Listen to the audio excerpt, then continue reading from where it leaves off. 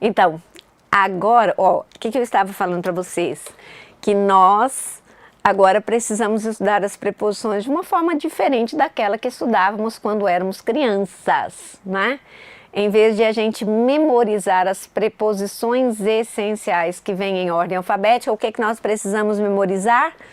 Os sentidos, os valores semânticos que elas adquirem quando utilizadas em determinados contextos.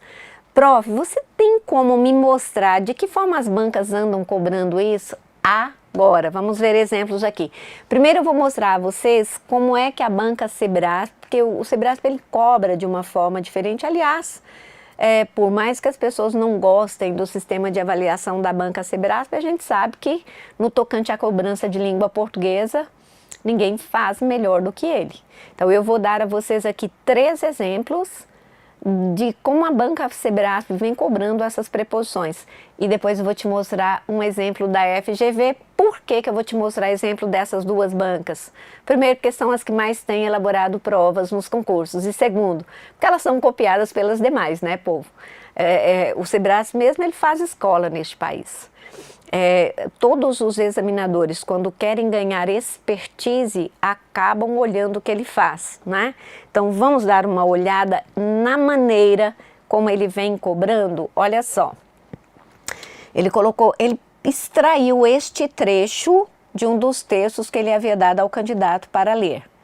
Por ter um pescoço tão comprido, a girafa não consegue lamber o próprio corpo. Por ter um pescoço tão comprido, a girafa não consegue lamber o próprio corpo. Na assertiva, o examinador colocou: é possível substituir a preposição por... Tinha que ter dado um destaque aqui, ó.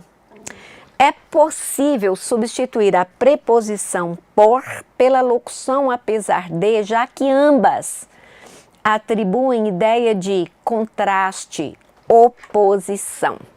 Minha pergunta para você é: daria este item aqui como certo ou como errado? Claramente como errado, professora. Olha só, o que nós temos aqui? Epa, ficou feio.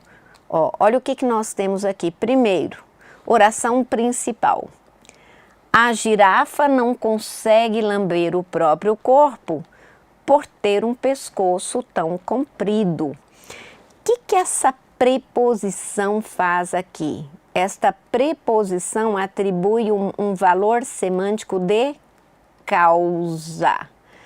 Qual é a causa de a girafa não conseguir lamber o próprio corpo?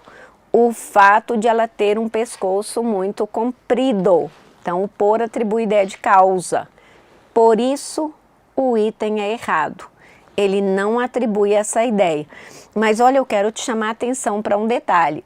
A gente sabe que o Sebrasp, como é uma banca muito modernosa, ele já entende que o uso que nós fazemos da locução apesar de tem muito a ver com contraste e oposição, ou seja, nós utilizamos a locução apesar de, ora como adversativa e ora como concessiva.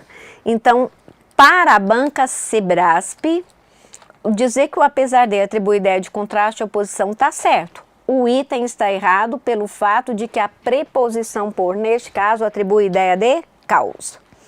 Os franceses partiram para uma marcha de protesto contra o terrorismo. A banca coloca aqui, ó, o elemento destacado atribui no texto a ideia circunstancial de destino. E aí eu te pergunto, quando liga o verbo partir à expressão marcha de protesto, a preposição para atribui ideia de destino, você acha que a marcha de protesto era o destino dos franceses? Não, item errado. Item errado. Vamos pensar o seguinte, quando liga o verbo partir à marcha de protesto, o que nós temos aqui? A marcha, meu povo, simbolizava a finalidade com a qual eles saíram de casa. Eles partiram, saíram de casa com a finalidade de participar de uma marcha de protesto contra o terrorismo. Vou aproveitar e já te dar uma dica. A preposição para atribui a ideia de destino. Vou te dar um exemplo. Os policiais civis do Distrito Federal partiram para o Buriti para uma assembleia com o governador. Considerando que o Buriti o Palácio do Buriti, sede do governo do Distrito Federal, eu tenho uma ideia de lugar. Então, partiram para o Buriti, eu tenho ideia de lugar, destino. Para uma assembleia com o governador, ideia de finalidade. Vocês estão vendo? A preposição para, na mesma linha, adquire valores semânticos diferentes, certo? De novo no nosso texto. Então, o que a gente vai marcar aqui? Item errado. Item errado. Agora, olha o terceiro caso, que interessante. Preservam-se a correção gramatical e os sentidos do texto com a reescrita do trecho. Sentado à minha escrivaninha, como sentado na minha mesa de trabalho. Você dá este item aqui como certo ou como errado? Primeira coisa, quando ele diz que preserva-se a correção gramatical, isso aqui está certo, porque ambas as construções obedecem à norma gramatical, está certo. Agora, preserva o sentido? Errado, errado. Então, se uma das assertivas está errada, o que eu faço aqui? Marco como errado. E por que não preserva o sentido? Ora bolas! É porque a preposição a, neste caso aqui, ela atribui uma ideia de proximidade. Sentado à minha escrivaninha significa sentado em um banco, em uma cadeira próximo dela, provavelmente de frente para ela. Sentado na minha mesa de trabalho, vocês sabem, pressupõe a contração da preposição em com o artigo a. E neste caso, a preposição em atribui a ideia de lugar. Sentado na minha mesa significa sentado em cima dela. Muito bem, agora olha como a banca FGV cobra essas preposições. Turma, isso aqui é uma questão da FGV. Olha o que ela colocou. Assinale abaixo a única opção em que a ideia apresentada nos parênteses está corretamente associada ao elemento em destaque. E qual é a única? Andar a cavalo. Eu te pergunto, quando liga o verbo andar ao substantivo cavalo, a preposição a atribui ideia de modo? Não, porque o cavalo não é um modo de andar. Cavalo é um meio de transporte. Então, não é esta. Quando liga a palavra crédito à expressão conta corrente, a preposição em atribui a ideia de finalidade? Não, porque a ideia de finalidade vem antes da preposição estar no crédito. Dirige-se ao banco com a finalidade de fazer o crédito. Agora, quando você já está lá, o que o caixa te pergunta? Em que lugar você quer creditar? Na conta corrente, na conta poupança, na conta investimento? Então, qual foi a pergunta que ele te fez? Em que lugar? O Brasil jogou a final da Copa com a Argentina. Ora, considerando que o esporte mais popular aqui do Brasil é o futebol, nós sabemos bem que os times não ficam do mesmo lado no campo. Eles ficam em lugares opostos.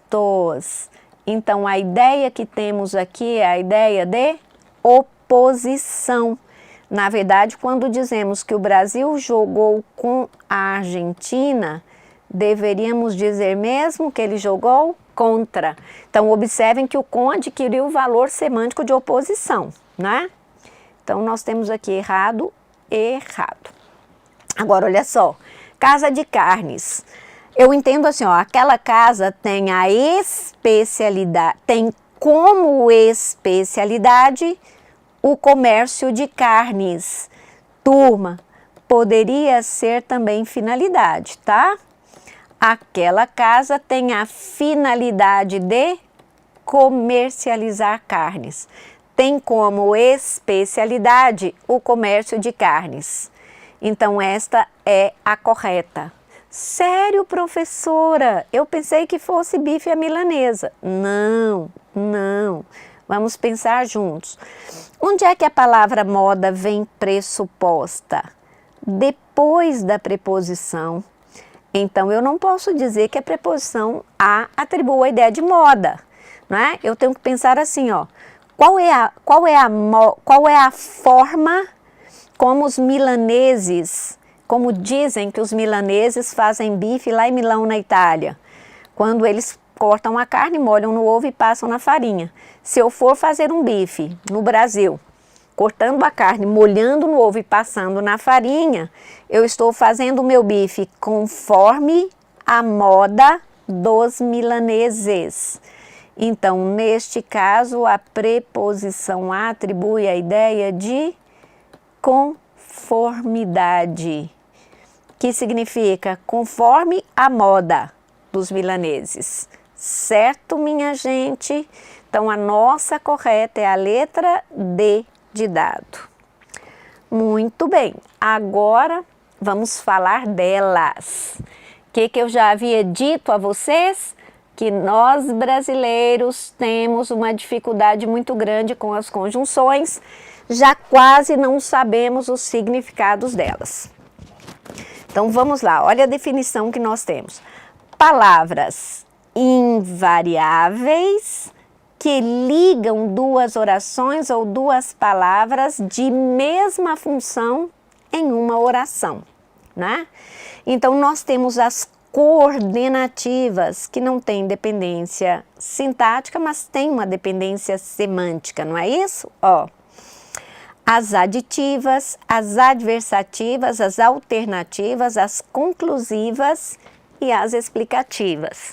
Agora, vejam as subordinativas, que são as que tanto têm dependência semântica quanto sintática, gramatical, né? Uma oração é um termo da outra. Conjunções integrantes, causais, comparativas, concessivas, condicionais, conformativas, consecutivas, temporais, finais e proporcionais. E eu ainda vou contar para vocês o que as bancas mais gostam de cobrar nos dias de hoje. Estas aqui são or, com, cor. Or, com, cor. As bancas adoram. Gostam também de cobrar as causais, mas não para você defini-las, e sim para fazer a substituição delas, não é isso? Olha só, turma, o que é importante aqui que vocês saibam? De novo, vamos voltar a estudar as conjunções, só que nós temos que pensar o seguinte: antes mesmo de memorizá-las, vamos procurar entender que ideias elas, ao ligarem duas orações, atribuem entre elas. Eu vou mostrar a vocês aqui, ó, te dar um exemplo fantástico para você entender a importância delas no texto. Olha só. As orações se apresentam como elementos capazes de estabelecer relações de significado no texto. E a troca de uma conjunção por outra muda completamente a relação semântica do período em que essa conjunção se insere. Então, mantém a correção gramatical, mas altera o sentido. Isso aqui é uma das coisas que eu faço muita questão, sabe, turma, de falar para vocês, porque tem gente que acha que mudou o sentido prejudica gramaticalmente o texto. Não, senhores.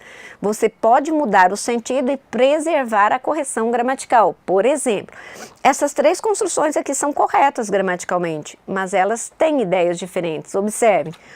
Todos os seres humanos são iguais e nenhum é superior ou inferior aos outros. Turma, o que nós aprendemos na nossa vida inteira? Que quando nós ligamos dois elementos por meio da conjunção aditiva, pelo fato de ela ser uma conjunção neutra, nós acabamos colocando as duas ideias no mesmo patamar de sentido. Então, observe, todos os seres humanos são iguais e nenhum é superior e inferior aos outros. Ambas estão no mesmo patamar de sentido. Agora, observe esse segundo caso. Todos os seres humanos são iguais, portanto, nenhum é superior ou inferior aos outros. Notem que o fato de eu usar aqui a conjunção portanto, eu já estabeleci uma ideia de conclusão, de que nenhum é superior ou inferior ao outro ou aos outros, pelo fato de que todos são iguais. Agora, olha o terceiro caso. Todos os seres humanos são iguais, porque nenhum é superior ou inferior aos outros. Notem que aqui agora, ó, eu tenho uma ideia de causa e consequência, não é isso? Porque nenhum ser humano é superior ou inferior aos outros, todos os seres humanos são iguais. As três são corretas gramaticalmente, mas elas têm sentidos diferentes. Aí eu vou te mostrar aqui, ó, como é que essas conjunções vêm sendo cobradas nas provas. Observem aqui, ó, isso aqui é um exercício e aqui nós temos outro. Então vamos ver o primeiro, olha só. A maioria dos comentários sobre crimes ou se limitam a pedir de volta o autoritarismo ou a culpar a violência do cinema e da televisão por excitar a imaginação criminosa dos jovens. Poucos pensam que vivemos em uma sociedade que estimula de forma sistemática a passividade, o rancor, a impotência, a inveja e o sentimento de nulidade nas pessoas. A assertiva da banca. As relações semânticas entre os dois primeiros períodos do texto permitiriam iniciar o segundo período com a conjunção no entanto. Então vamos lá? Primeiro período deste texto. A maioria dos comentários sobre crimes ou se limitam a pedir de volta o autoritarismo ou a culpar a violência do cinema e da televisão por excitar a imaginação criminosa dos jovens. Notem que o segundo se inicia com: poucos pensam que vivemos em uma sociedade que estimula de forma sistemática a passividade, o rancor, a impotência, a inveja e o sentimento de nulidade nas pessoas. Notem que se a banca nos propõe utilizar o entretanto para ligar esses dois períodos, nós deveríamos estabelecer entre eles uma ideia de oposição. Mas, turma, se vocês observarem, não é exatamente essa a ideia de oposição. Não é exatamente essa a ideia que se estabelece entre elas, a de oposição. Observem que aqui ele diz assim, ó, a maioria dos comentários. Isso significa o quê? Que a maioria das pessoas ou se limitam a pedir de volta o regime militar ou culpam o cinema e a televisão por excitar a imaginação criminosa dos jovens. Eu quero que vocês interpretem este poucos como sendo o quê? A minoria. A minoria. Então, quando eu estabeleço uma relação entre o que pensa a maioria e o que pensa a minoria, o que eu teria que usar aqui para ligar os dois? Eu teria que usar um conector causal. Eu poderia usar aqui, quais são os conectores causais? Já que, eis que, na medida em que, tendo em vista que, haja vista que, né? Na medida em que.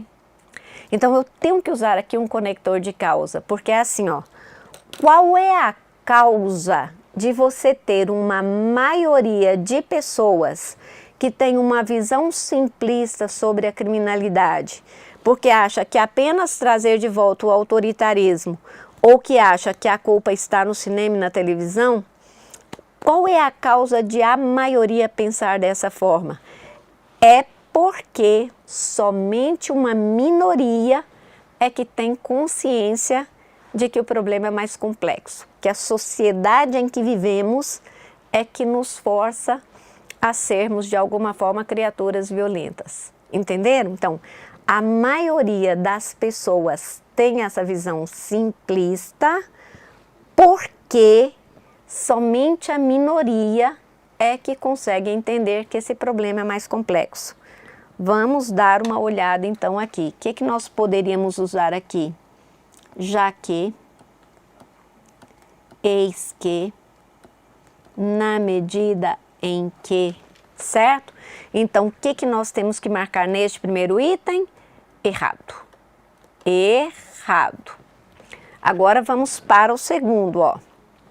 O autor colocou assim: em primeiro lugar, não distinguimos semanticamente entre ética e moral, pois ambos os termos dizem respeito duplamente a questões de caráter e de conduta. Dizemos que uma questão é ética quando se refere a ações humanas julgadas segundo a perspectiva de serem boas, corretas, acertadas. Quando se refere a ações humanas julgadas segundo a perspectiva de serem boas, corretas, acertadas. Mas, como os meios tecnológicos também podem ser assim julgados, olha o mecanismo de coesão, e as ações também podem ser corretas ou acertadas, podemos afirmar que ela diz respeito a ações corretas ou acertadas à luz de uma vida digna. Olha o que a banca pôs, meu povo. De acordo com a argumentação do texto, a conjunção mas, na linha 4, aqui está ela, ó, a conjunção mas, articula-se a expressão inicial em primeiro lugar. Por isso, preservam-se as relações de sentido do texto ao substituí-la por em segundo lugar. Agora eu te pergunto, esse mas, ele é uma conjunção que atribui ideia de que mesmo? Oposição. Oposição. Se ele atribui ideia de oposição, se quando eu tenho em segundo lugar, eu tenho uma enumeração, eu poderia substituir um elemento de oposição por um que marca apenas uma enumeração e tudo ficaria correto? Sim ou não? Não, professora, claro que não. Claro que não. Então, vamos ver aqui como é que vai ficar. Olha só. Em primeiro lugar, não distinguimos semanticamente entre ética e moral, pois ambos os termos dizem respeito duplamente a questões de caráter e de conduta. Dizemos que uma questão é ética quando se refere a ações humanas julgadas segundo a perspectiva de serem boas, corretas, acertadas. Mas, como os meios tecnológicos também podem ser assim julgados, turma, esse assim remete a quê? A isso aqui, ó. Segundo a perspectiva de serem boas, corretas, acertadas. Olha que interessante isto. De acordo com a argumentação do texto, a conjunção mas articula-se à expressão inicial em segundo lugar. Por isso, preservam-se as relações de sentido do texto ao substituí-la por em segundo lugar. Errado. Errado. E por que este item é errado? Primeiro, porque o mas atribui ideia de oposição. E em segundo lugar, atribuiria apenas a ideia de uma sequencialização. Só que aqui nós temos outro detalhe. Aqui, ó, boas, corretas, acertadas, está caracterizando ações humanas, que é a palavra feminina. né? Ação é palavra feminina. Agora observem isso aqui. Mas como os meios tecnológicos também podem ser julgados segundo a perspectiva de serem bons, corretos, acertados. Além de eu mudar completamente a ideia, eu ainda incorreria em erro de concordância.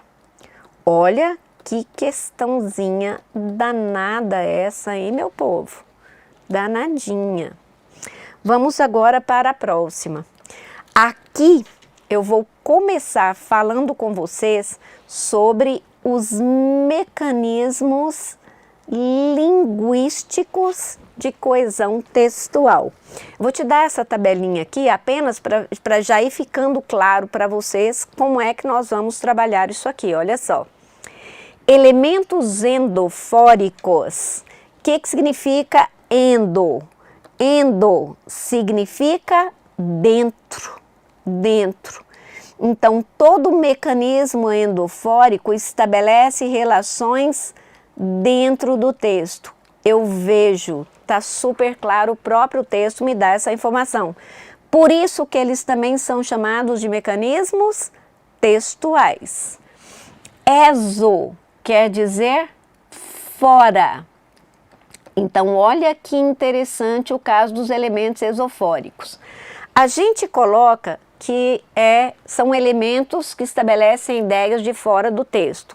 Mas, na verdade, eu tenho que entender que isso aqui significa que a informação que aquele elemento atribui só me será desvendada pelo contexto.